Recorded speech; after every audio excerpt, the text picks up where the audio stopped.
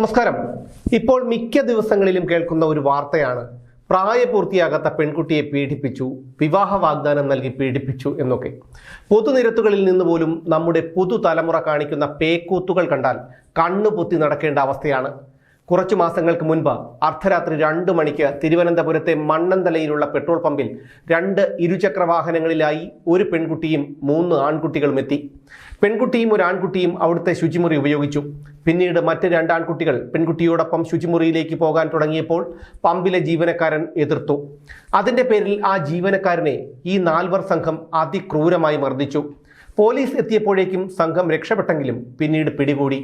ഈ പെൺകുട്ടി ഉൾപ്പെടെയുള്ള 4 പേരും ക്രിമിനൽ പശ്ചാത്തലമുള്ളവരായിരുന്നു. മാനവീയം വീഥി ഉൾപ്പെടെയുള്ള ഇടങ്ങളിൽ പുതുതലമുറ കാട്ടിക്കൂട്ടുന്ന പേക്കൂത്തുകൾ കണ്ടാൽ അന്തം വിട്ടുപോകുന്ന അവസ്ഥയാണ്. പോലീസിന് നിയന്ത്രിക്കാനാവാത്ത സ്ഥിതി. നഗരത്തിന്റെ പല ഭാഗങ്ങളിലും ഇതുതന്നെയാണ് അവസ്ഥ. തിരുവനന്തപുരത്ത് മാത്രമല്ല, എല്ലാ നഗരങ്ങളിലും ഇതുതന്നെയാണ് സ്ഥിതി. തിരുവനന്തപുരം കനകക്കുന്നിൽ ഏഷ്യാനെറ്റ് സംഘടിപ്പിച്ച ഓണാഘോഷത്തിന്റെ അവസാന ദിനമായിരുന്നു ഇന്നലെ.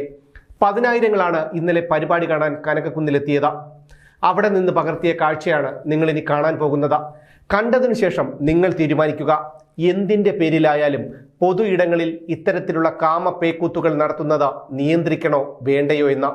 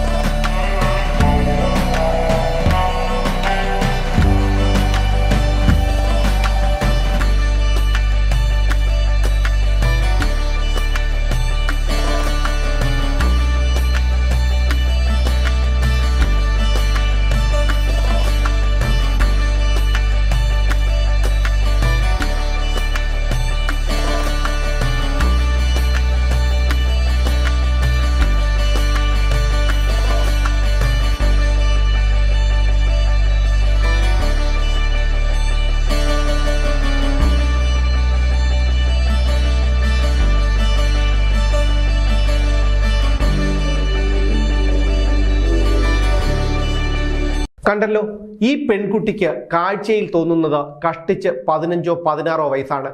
ഈ ചെയ്യുന്നത് ഒരു മരത്തിന്റെയോ മതിലിന്റെയോ മറവിലിരുന്നല്ല, 100 കണക്കിന് ആളുകൾ നടന്നു പോയിക്കൊണ്ടിരിക്കുന്ന കനകക്കുന്നിലെ പ്രധാന വഴിയിലെ അരമതിലിൽ ഇരുന്നാണ്. കുട്ടികളുമായി അതുവഴി കടന്നുപോയ അച്ഛനമ്മമാരൊക്കെ മക്കളുടെ ശ്രദ്ധ മാറ്റാനായി പെടാപ്പാട് പെടുന്നത് കാണാമായിരുന്നു. ഡ്യൂട്ടിയിലുള്ള വനിതാ പോലീസുകാരും കണ്ടില്ലെന്നു നടിച്ച് മാറി നടന്നു.